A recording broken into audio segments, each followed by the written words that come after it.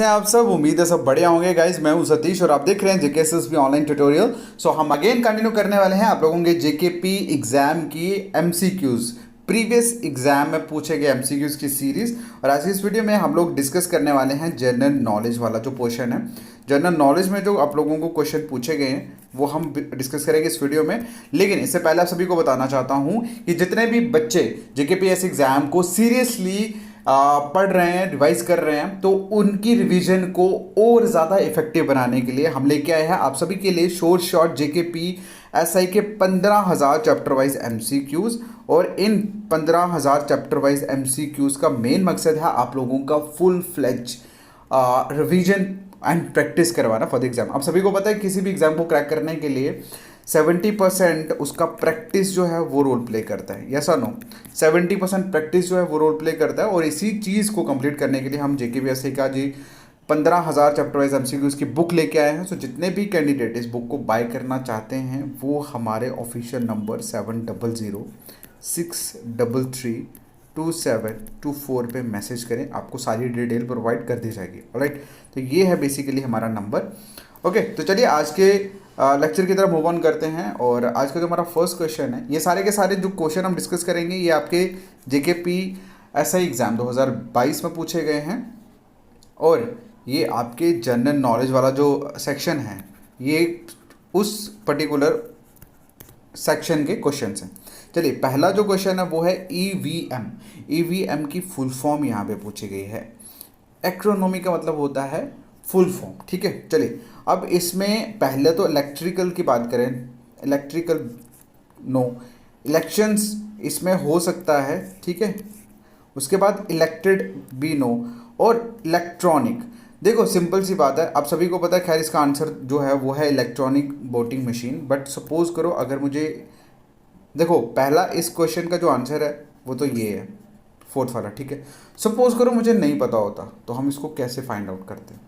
इसमें दो ऑप्शन बिल्कुल गलत दिख रहे हैं सामने, इलेक्ट्रिकल और इलेक्टेड। बात जब ईवीएम की हो रही है, ठीक है, यहाँ पे लिखा हुआ है जनरल एंड स्टेट इलेक्शन, ठीक है, वोटर्स के लिए।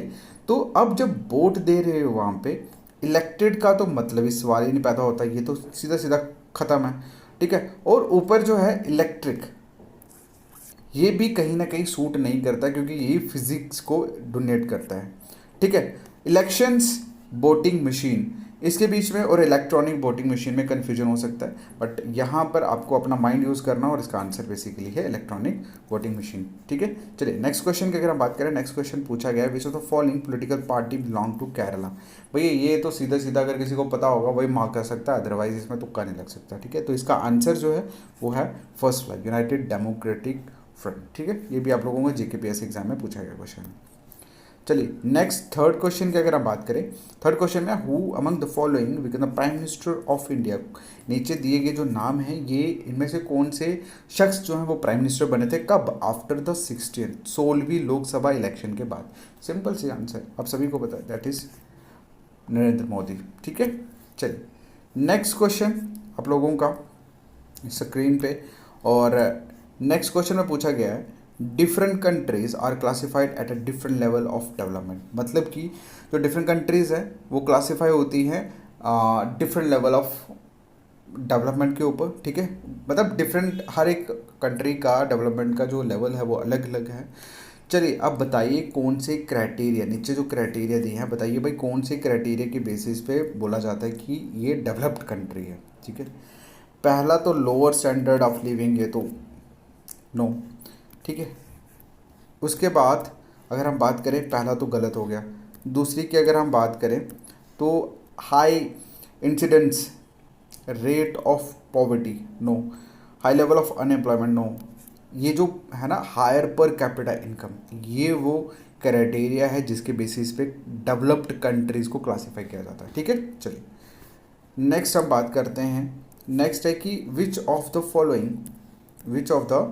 Following is not amongst the three pronged strategy adopted by government of India.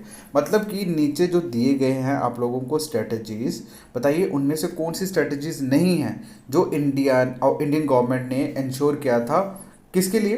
To removal of disparity को रिमूव करने के लिए, elimination of exploitation and to provide protection to advantaged group. बताइए भाई कौन सा इनमें से नहीं है वो चीज़ पर्टिकुलरली उन स्ट्रेटजीज के बीच में जो इंडियन गवर्नमेंट ने एक्ट की थी। ठीक है, चलिए इसका आंसर बेसिकली आप सारे के सारे कमेंट बॉक्स में करोगे। मैं देखना चाहता हूँ कि कितने लोगों ने, क्योंकि ये पेपर में पूछा गया सवाल है लास्ट, और मैं देखना चाहता हूँ कि कितने लोगों ने ये क्वेश्चन सवाल किया था और जिन्होंने नहीं किया उन्होंने कितना चेकआउट किया इसके सवाल के आंसर को। ओके, तो मिलते हैं नेक्स्ट वीडियो में नेक्स्ट किसी लेक्चर के साथ। और अगर आप में से कोई भी कैंडिडेट बुक बाय करना चाहता है तो आप इस नंबर पे मैसेज करिए, आपको सारी डिटेल प्रोवाइड कर दी जाएगी। Alright, thank you so much.